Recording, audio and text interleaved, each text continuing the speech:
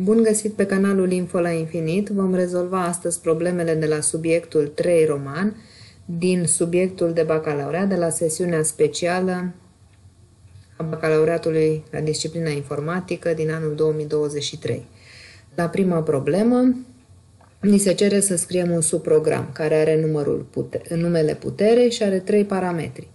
N prin care primește un număr natural din intervalul închis 2, 10 la 9 închis și X și P prin care furnizează două numere naturale cu proprietatea că N egal cu X la P, iar X este cel mai mic număr cu această proprietate. Scrieți definiția completă a subprogramului.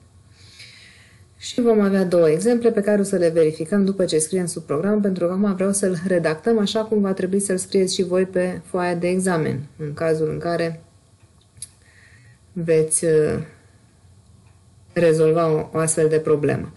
Din enunț deducem că funcția nu returnează nimic, deci antetul funcției va începe cu void, numele funcției este putere și avem 3 parametri întregi. N prin care funcția primește un număr întreg și parametrii X și Y prin care se furnizează valori. Deci sunt operatori sunt parametrii care primesc în față un operator de adresă.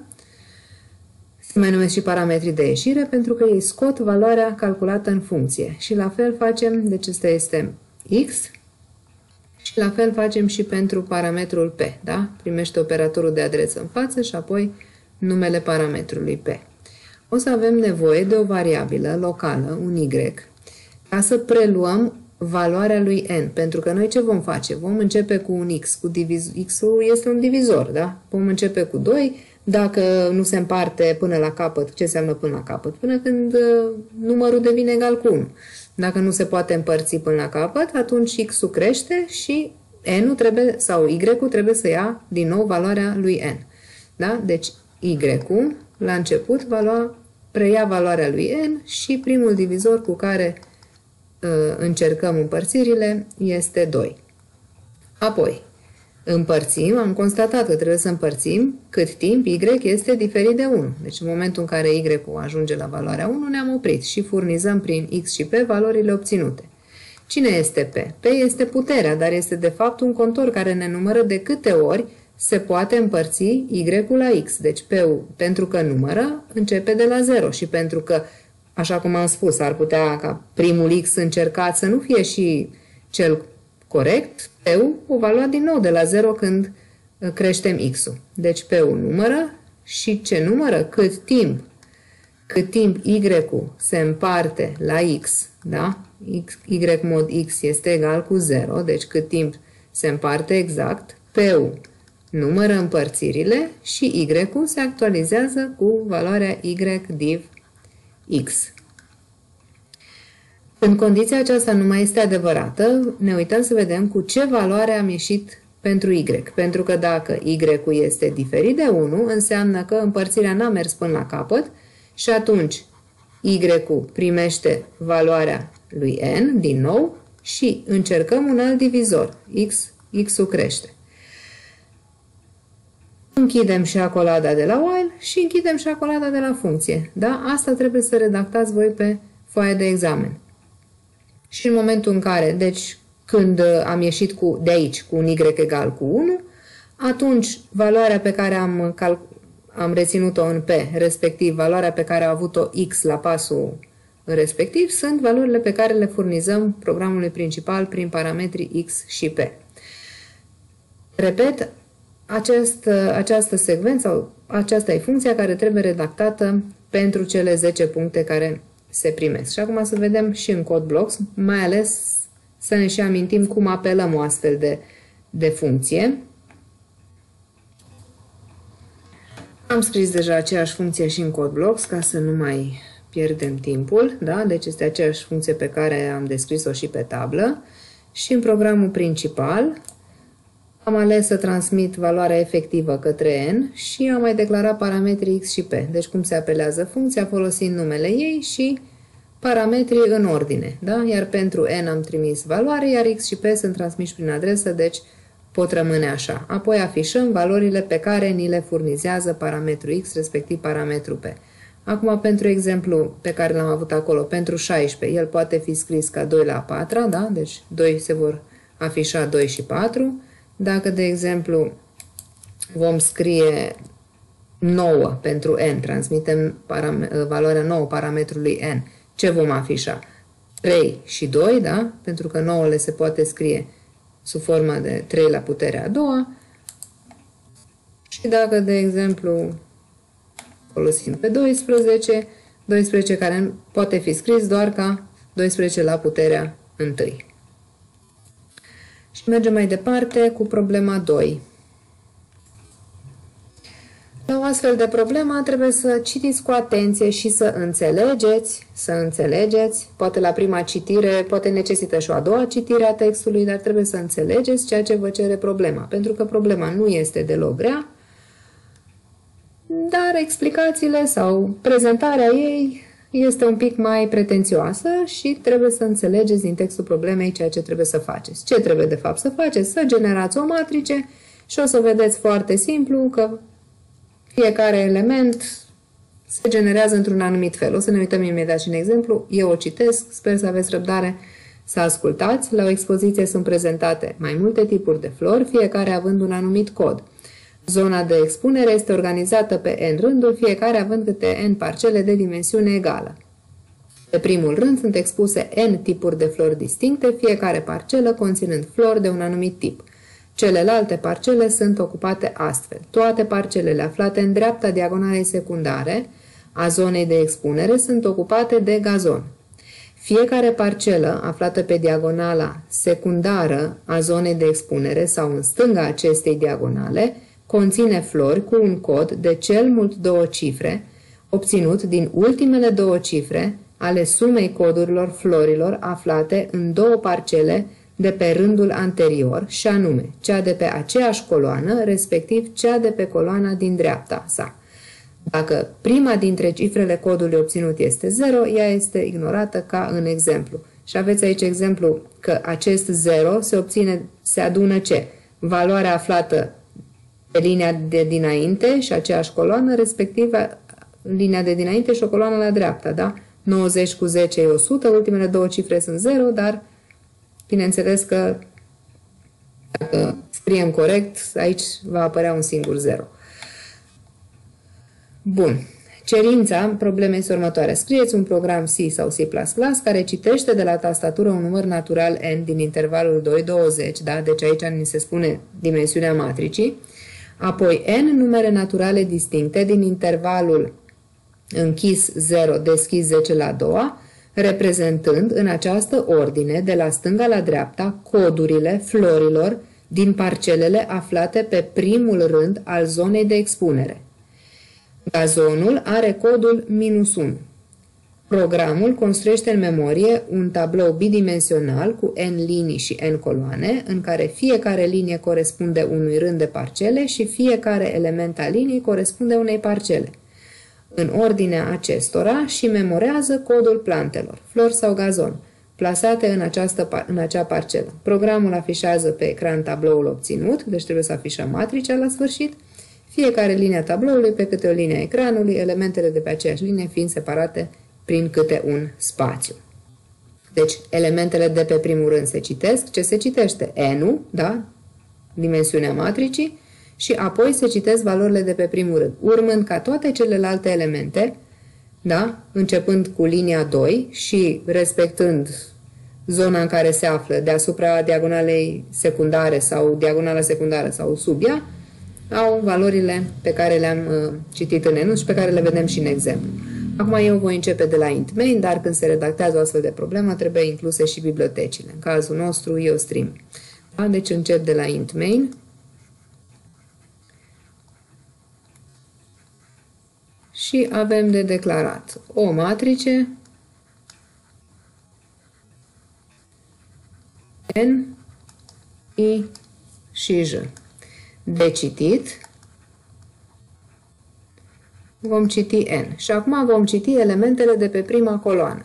Acum, ca să nu vă denotez, de obicei J-ul folosim pentru coloană, o să folosesc și de data asta, dar litera nu contează, da? Deci puteam folosi și un I de la 1 la N, cu condiția ca I să ocupe locul coloanei.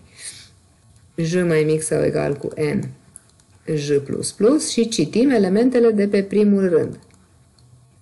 Elementele de pe primul rând vor fi citite în A de 1 și J.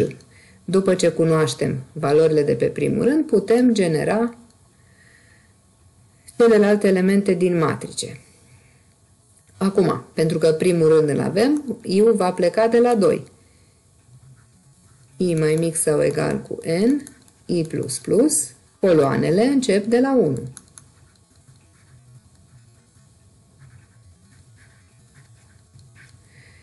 Și dacă suntem deasupra diagonalei secundare, inclusiv diagonala secundară, care e proprietatea, deci dacă I plus J este mai mic sau egal cu N plus 1, atunci elementul A de I și J va fi egal cu elementul aflat pe linia de deasupra, adică A de I minus 1 și aceeași coloană J, da? Din suma acestor două, elementului acesta și elementului vecin, A de I minus 1 și J plus 1, da? Deci în cazul lui 33 ne arată cum se formează. Se adună elementul acesta cu elementul acesta și se iau ultimele două cifre, da?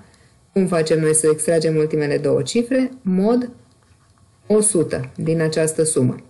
Else, da? Dacă, ce înseamnă else? Înseamnă că suntem sub diagonala secundară și atunci A de I de J va fi minus 1. Și acum ne mai rămâne să afișăm matricea.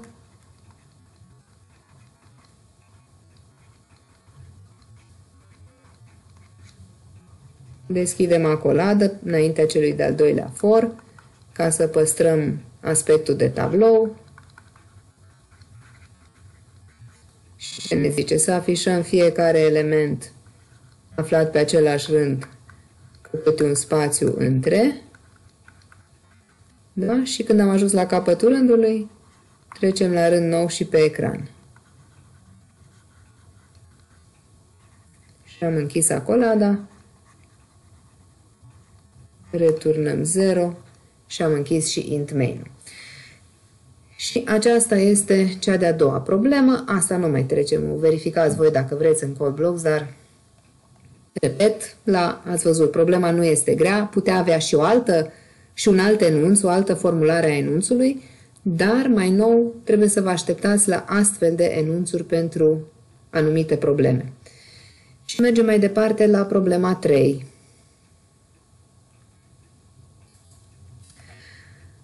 Intervalul închis XY se numește P-interval pentru un șir de valori întregi, dacă oricare dintre primii P termeni ai șirului aparține intervalului, iar numărul de valori întregi distincte din interval este minim. Și avem exemplu, șirul format din valorile 2, 7, minus 1, 8, 3, 10, în care ne spune că la un moment dat există un interval format din elementele 2, 2, apoi minus 1, 8 interval. De aici ce trebuie noi să înțelegem? Că acest interval este întotdeauna format din cea mai mică, respectiv cea mai mare valoare, capetele acestui interval este format din cea mai mică valoare și cea mai mare valoare care este citită până la citirea curentă.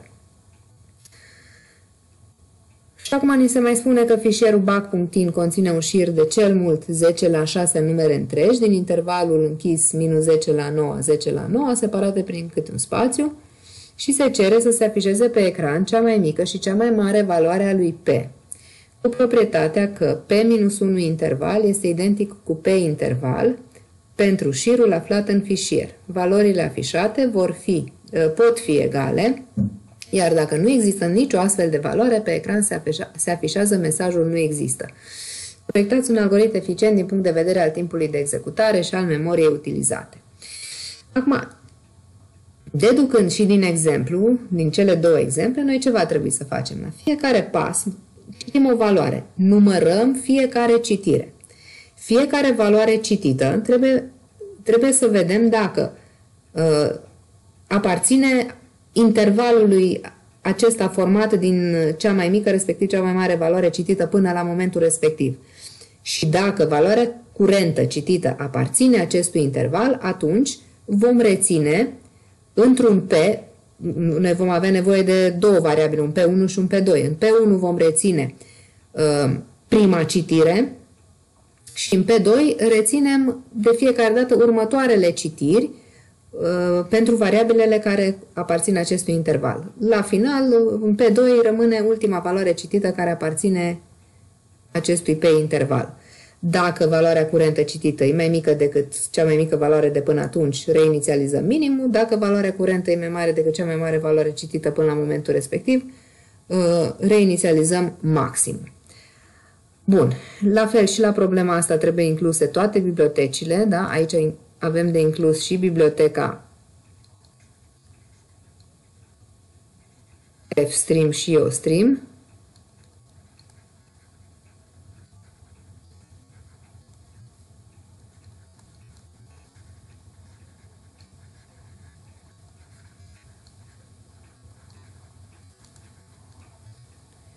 Și declarăm toate variabilele global.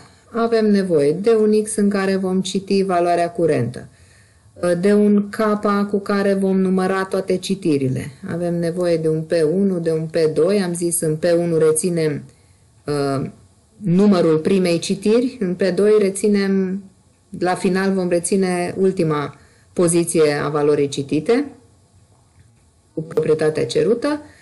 Și pentru a determina intervalul acesta XY avem nevoie de un minim și de un maxim. Deschidem fișierul, ne declarăm un fișier F care va accesa fișierul fizic back.in și pe care îl deschidem în citire, da? Și începem programul propriu-zis. Citim prima valoare din fișier. Și acum, pentru prima valoare citită, ea este și minimă. Deci min i se va inițializa cu x, dar și max i se va inițializa cu aceeași x. Da? Pentru că vedem și din exemplul lor. L-au citit pe 2 și intervalul e 2,2. Bun, și ce am făcut? Am făcut deja prima citire. Deci k poate să ia valoarea 1. Și acum continuăm cu celelalte citiri. Deci cât timp citim din fișierul F în variabila x, dacă, mai întâi să vedem cum se situează x față de interval. Dacă x este mai mic decât min i, atunci min i va lua valoarea lui x. Else, dacă x este mai mare decât max i, atunci max i va lua valoarea lui x. Else, dacă x este mai mare, deci este în intervalul min i max i, dacă este mai mare decât min i și x mai mic sau egal decât max i și suntem la prima citire, adică P1 e 0, da? El fiind declarat global, P1 e 0, deci dacă suntem la prima citire, atunci P1 va lua valoarea lui K. Da? Și nu uităm aici, pentru că am citit primul x, da? K e 1, aici intrăm în while și deja facem citiri, imediat după citire K crește, ca să numere citirile făcute, da? Am uitat aici un K++ care trebuie imediat când intrăm în while. Deci dacă x-ul se află în intervalul dintre minim și maxim și este prima valoare citită cu această proprietate, P1 ia valoarea lui K, else P2 ia valoarea lui K. Și ăsta ar fi algoritmul. Apoi, ce mai avem de făcut? Voi scrie aici ca să nu mai trec pe altă pagină. Oricum, problema asta o avem și în CodeBlocks și ne mai uităm o dată la ea. Da? Când ieșim din acest while, înseamnă că am citit toate valorile și înseamnă că putem afișa un P1 și P2 dacă ele există și vom pune condiția că dacă P1 este diferit de 0 și pe 2 diferit de 0, atunci se vor afișa aceste două valori cu spațiu între ele, da? Else se va afișa mesajul nu există.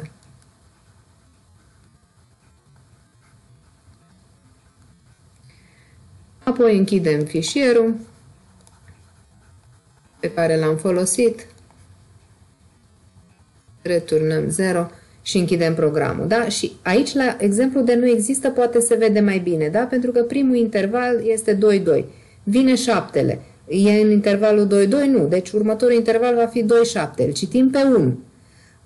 1 e mai mic decât minimul pe care îl avem, da? Pentru că intervalul a fost 2-7. Acum avem interval 1-7, după care îl citim pe 0. Avem interval 0-7, apoi avem interval 0-8, apoi avem interval 0-10, apoi avem interval -3-10, apoi avem interval -3-13. Deci nicio valoare nu citită nu face parte din vreun interval, de aceea mesajul apare cu nu există.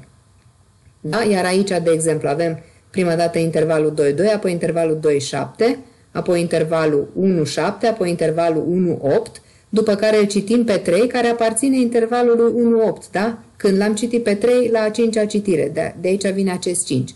Apoi îl citim pe 10, vom avea intervalul 1-10, da? După care îl citim pe 6, face parte din intervalul 1-10 și pe 2 va lua valoarea lui 7, după care îl vom citi pe -3, avem intervalul -10-3, îl citim pe -2, da? Care face parte din intervalul -3-10 și 2-ul se citește la a 9-a citire, da? De acolo rămânem cu 9-le, după care îl citim pe 13, care schimbă maximul, da? Limita maximă a intervalului. Deci îl vom afișa pe 5 și îl vom afișa pe 9 pentru că -2 a fost citit la 9-a citire. Și acum, ca să și vedem, o să aveți un pic răbdare, trec în CodeBlocks, programul e deja scris acolo, doar îl rulăm ca să vedem cele două exemple. Da? Deci aici este deja programul redactat, același lucru despre care am vorbit și pe tablă. Și acum fișierul back.in este pentru primul exemplu în care trebuie să ni se afișeze acel 5 și 9. Da? După care venim și schimbăm fișierul de intrare.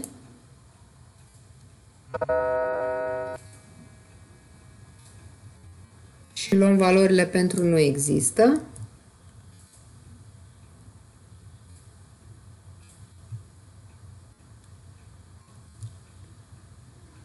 Așa, și îl mai compilăm din nou și pentru cel de-al doilea exemplu ne apare mesajul de nu există.